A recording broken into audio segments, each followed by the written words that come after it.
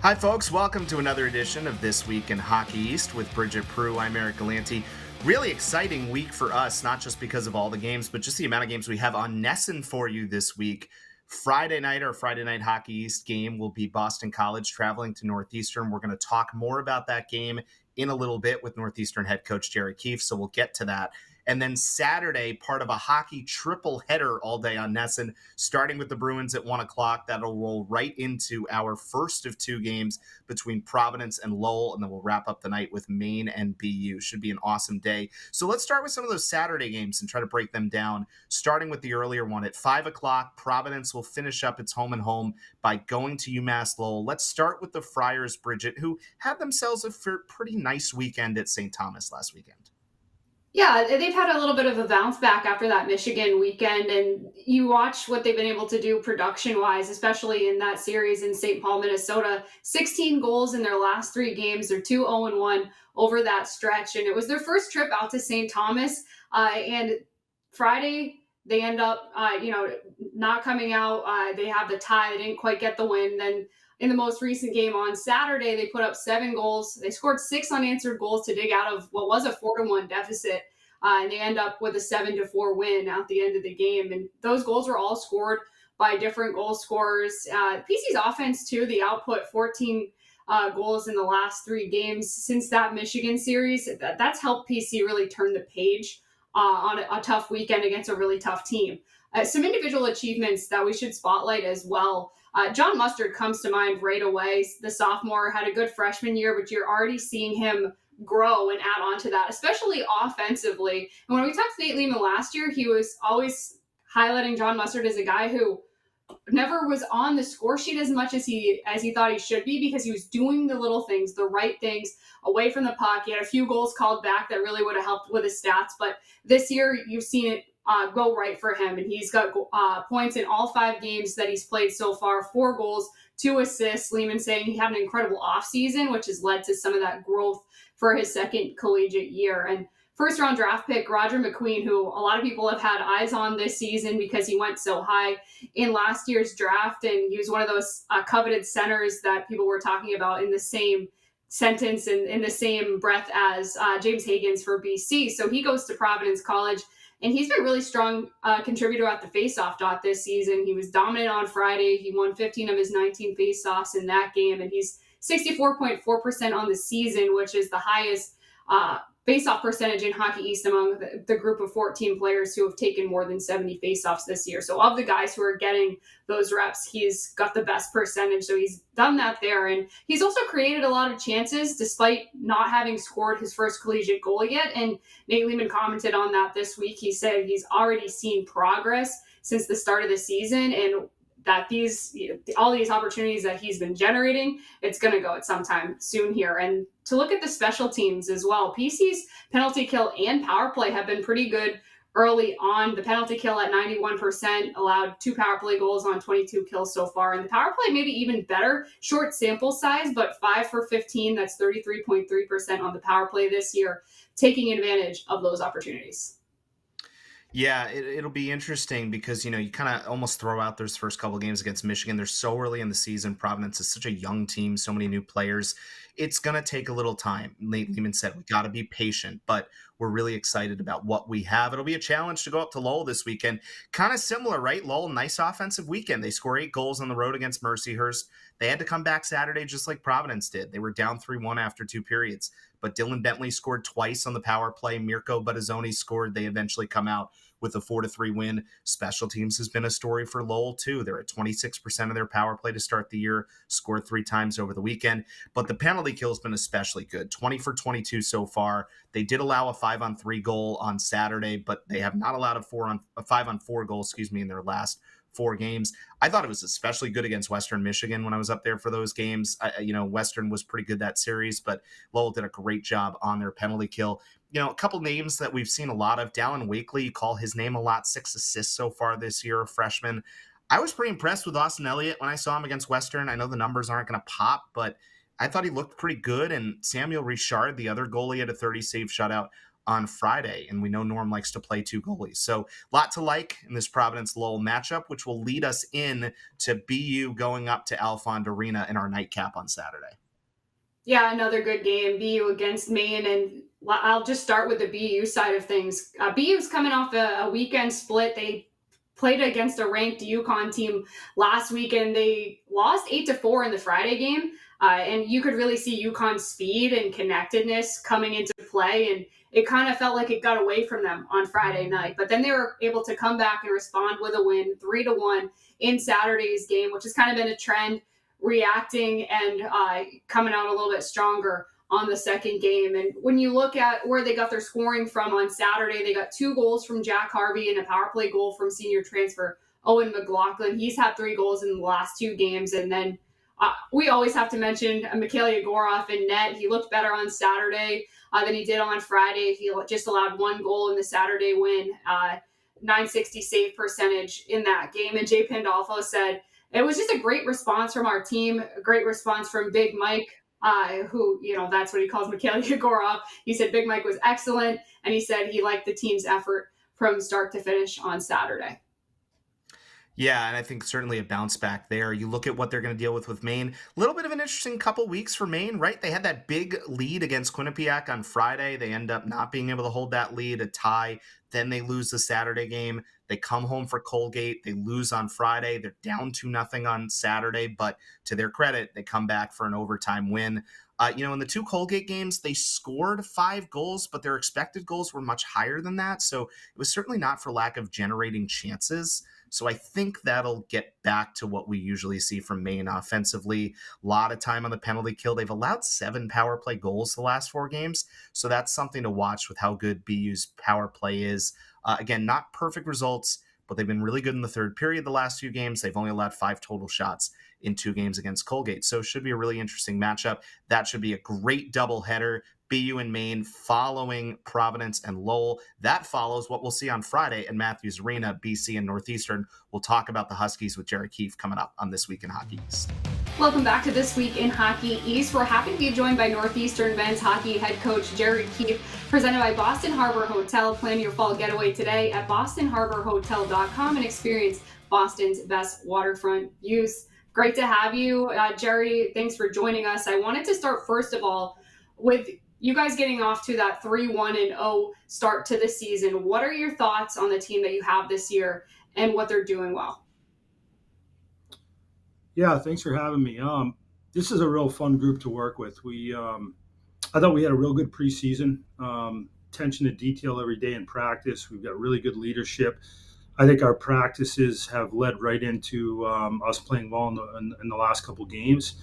And like I said, our leadership is really leading the way for us. So it's a lot of fun to come to the rink every day. Guys are excited. 2 big wins over really good teams, and it's a great way to find ways to win close games against really good opponents early on the season. Let's talk about that Denver game specifically, a 1-0 victory. Obviously, your goaltender was awesome in that game. What were your biggest takeaways to come out with the victory? Yeah, LZ was great for us in net. We had some breakdowns, which you're going to have against a really good team like Denver. But the one thing I really liked is protecting the lead in the third period.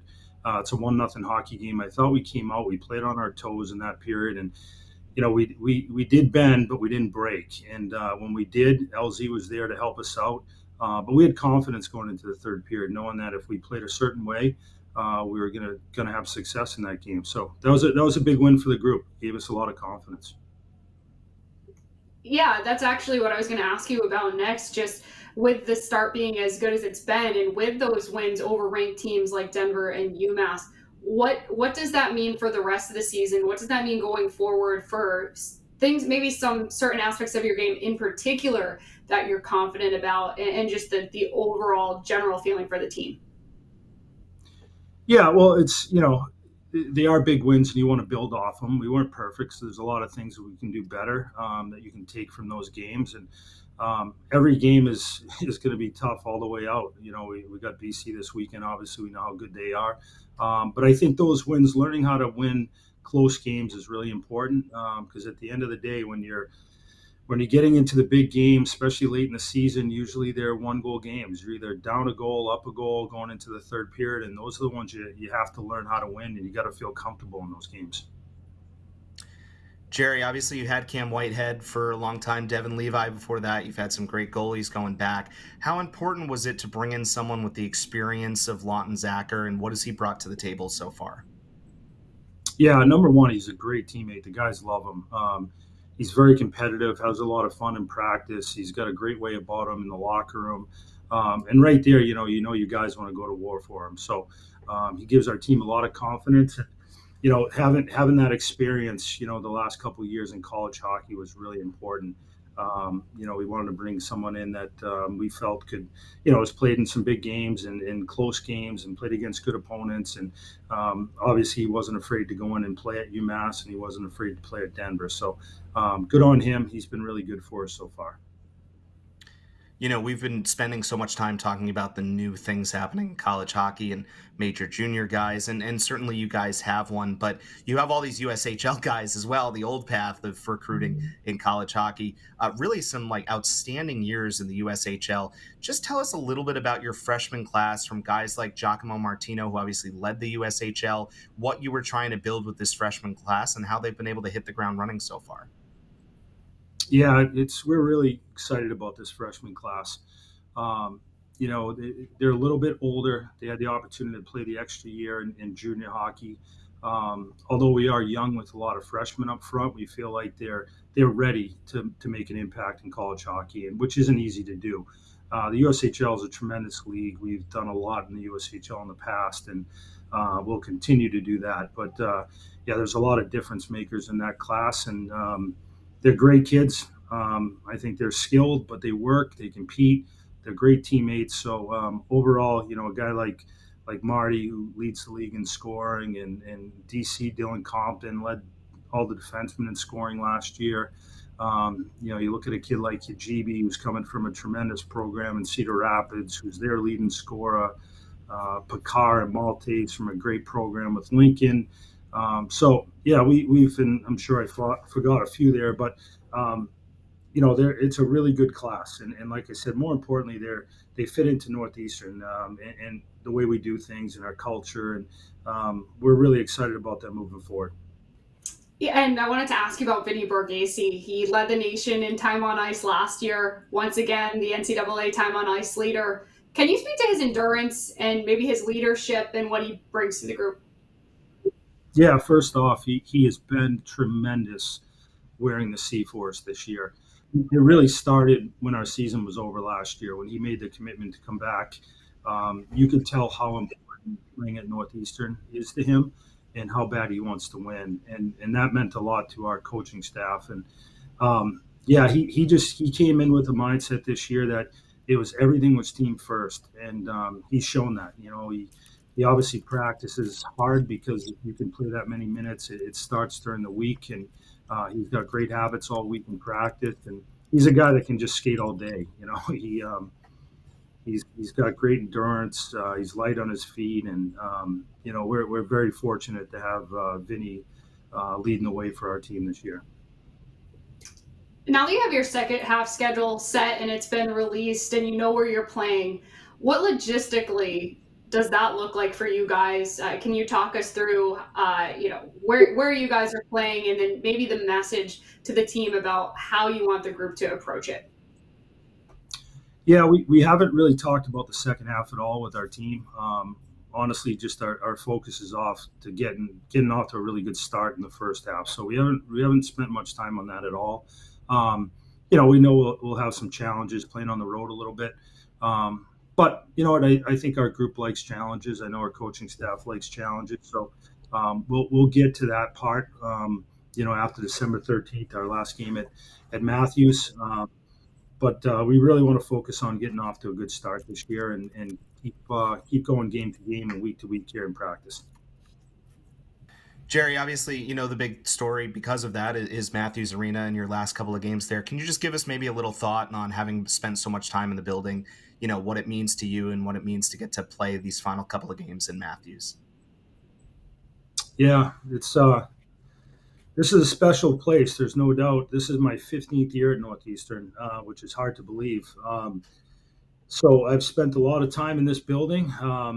Played in this building and watched a lot of hockey in this building before I even got to Northeastern, and it really is a special place. So it's we're so busy right now that you try not to think about it too much. You just kind of think about the next day and getting ready for your next opponent. But I think when early December starts to come around, I think it's really going to start to hit me.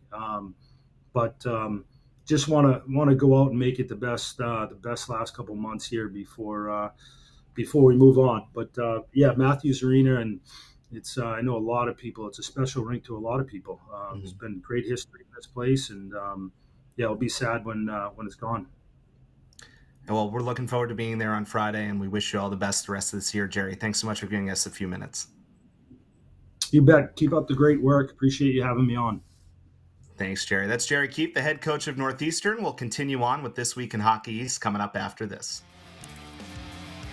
Welcome back to This Week in Hockey East. I'm Bridget Pruitt here with Eric Galanti. It's time to go around Hockey East on the women's side. The women are all in conference action this weekend, including a meeting between UConn and Holy Cross. And Eric, both of those teams have winning records heading into this weekend series. Yeah, what a start for Holy Cross, right? 4 straight wins. They're 7-2 to open the season, including 5-0 at home. A couple of big reasons why. Let's start with a couple of freshmen. First, Violet Carroll, who's our Jersey Mike's a sub-above player of the week from Milton, Massachusetts. 4 points last weekend against Post. She now has points in 5 straight games, including 3 of those were multi-point games. She's been really awesome so far. And I think it's just, you see kind of a balanced scoring effort, right? Alexia Morrow, who we've talked so much about through the years, she's been really good to start. Familiar names with this Holy Cross team to go along with a freshman like Carroll coming in. And then the goaltending's been awesome so far. Brooke Larange and Abby Horning have combined for a .930 save percentage so far this year. I mean, you can't ask for much more than that. Obviously, big challenge this weekend with UConn, right, in this Saturday-Sunday series. UConn has played a really challenging non-conference schedule, 4-0-1 in their last 5 games. They got a little bit of a challenge from Mercyhurst last weekend. They got a tie in game 1. They had to then break a 2-2 tie late in the second period with goals from Claire Murdoch and Julia Pellerin. But the thing that really is amazing about this series is these games have been so close. The last 3 meetings last year between these two teams, the final scores were 2-1 in overtime, 2-0, and 1-0. So, I mean, these teams play close games, low-scoring games, and I don't think there's any reason to think that this is going to be much different. Yeah, and another good matchup this week to spotlight is the rematch of the Hockey East Championship game last season, which is BU and Northeastern. They've met in a lot of important games recently. They have met in the last 2 Beanpot finals, as well as BU taking down Northeastern in the 2025 Hockey East Women's Championship game in overtime, 3-2, which was a very suspenseful game. And so they've met in these big moments. And it's really added to the rivalry between these two teams. Northeastern had been really dominant over the last 6 or so years, maybe even more than that. And then now BU coming back to form, getting back towards the top of the conference. And I think this is going to be a really tight, interesting matchup. And Northeastern this season, they started the year with 4 straight wins, but last weekend faced ranked Quinnipiac team. They dropped both of those games. For BU, the opposite. They had a slow start to the season. They dropped their first 5 games. They got their first win of the season last weekend, a 4-1 win against UNH in their only game of the weekend. And Sydney Healy was the star of that game. In my opinion, she had the game-winning goal. She had an empty net goal to seal the win for the Terriers. And I wanted to spotlight, too, freshman Lucy Thiessen, also a great showing for her. She's showing her offensive ability as a young defenseman, and she led the team with 10 shots, got her first collegiate goal in that game. And in particular, in that UNH game, she looked really good. One other player to spotlight offensively, Kaylee Quigg. She scored a shorthanded goal, and then grad transfer goalie Michelle Pasechnik in net got her first win for the Terriers. And before we switch back over to talking about some of the men's stuff, it's time to spotlight this week's Service Credit Union scoring leader, Reichen Kirchmeier, who had 4 goals in PC's 7-6 overtime win against number 13 St. Thomas. Kirchmeier is just continuing to show she's one of the top producers in Hockey East. She led the Hockey East women in points last season with 37. And can she do it again? She's looking like she's really pretty much back up to form that she was last year. Yeah, it'll be fun to see if she can do it again. We will see what happens. We'll finish up with some more men's games on the other side on This Week in Hockey East. Time to continue around Hockey East by Boston Children's Hospital. We appreciate them being the official children's hospital of Hockey East. Boston Children's, where the world comes for answers. Let's talk a little bit about the Friday night game we talked with Jerry Keefe about, Boston College and Northeastern. This is a Thursday-Friday series. Eagles are coming off a little bit of a tough loss to Denver. 7-3 was the final score. It did stretch out at the end a little bit. But a couple of positives to mention for BC. Number one, their third line has been awesome. We talked a lot of Dean Letourneau last week. He's part of that line, so we won't go into that a ton because of, we talked about it last week. But along with guys like Will Vogt and Jake Sondriel, I thought Jake Sondriel was maybe the best player on the ice in that game on Friday. Someone like Greg Brown said, he had a really nice year last year. It just, you didn't see the scoring. We talked about it with some of the other guys we've talked about on the show today. But boy, that sophomore year hits, and all of a sudden the scoring has ticked up in a major way. The other thing I thought was really important to see was, BC's first line is out there. Denver just scored a couple goals in a row. It was a 5-2 game at that point. And in a moment when BC needed a goal, James Higgins was there and took a really outstanding shot from the outside. You'll get a look at it right here. The reason that I bring this up for Bruins fans is that James Higgins has made it a point of emphasis to work on his shot this year. Greg Brown said he's practiced it every day in practice, really trying to become an elite shooter. Not that he ever had a bad shot by any means, but just really trying to make that an extra part of his game. We saw it on a goal against RPI. I think we saw it on that goal there against Denver. So that's something to look for in Higgins' game as he continues to try to develop. And Bruins fans obviously are watching what he does at Boston College, Bridget. Yeah, last year we saw him be a great playmaker and he had a lot of assists, and he's setting up a lot of guys. Now it's his turn to try to be that guy to put the puck in the back of the net too. And to look at the Northeastern side of things, it's still early in their season. They've only played 4 games. That's tied for fewest games played in Hockey East so far. So we're still kind of starting to figure out who they are. But what they've shown so far with 2 wins over top 15 ranked teams, you heard Jerry Keefe say he's pretty encouraged by. Small sample size on special teams, only 7 penalty kills so far, 9 power plays. Still working things out, allowed 1 penalty kill goal, scored 1 power play goal. And then something that we've noticed so far this season too, early trend, Lawton Zacher has been great in net. He comes over to the Huskies after 2 seasons at Brown. Last game he had 35 saves and a shutout against number 7 Denver. And he currently is the second best goals against average in Hockey East, 202 goals against average and a 930 save percentage, which is 4th best in Hockey East. And we talked to Jerry Keefe about the schedule in the second half. It's come out. We want to take a look at that, just show people what it's going to look like for them. And you can see it spread out across 5 different rinks for the men. Walter Brown, Harvard, Bentley, those ranks all in use. The women, a similar thing. At least those ranks are still close in the Boston area for them to get to. And we talked about NU's win over Denver, just another example of top teams getting knocked off by unranked opponents. Yeah, it's been the story of the year. We'll talk more about it next week, how many upsets of these top 10 teams so far. It's really amazing. There's already been 11 of them, unranked teams, beating top 10's opponents. It's going to be an awesome week of games. We can't wait to watch them with you. Thanks so much for joining us once again on This Week in Hockey East.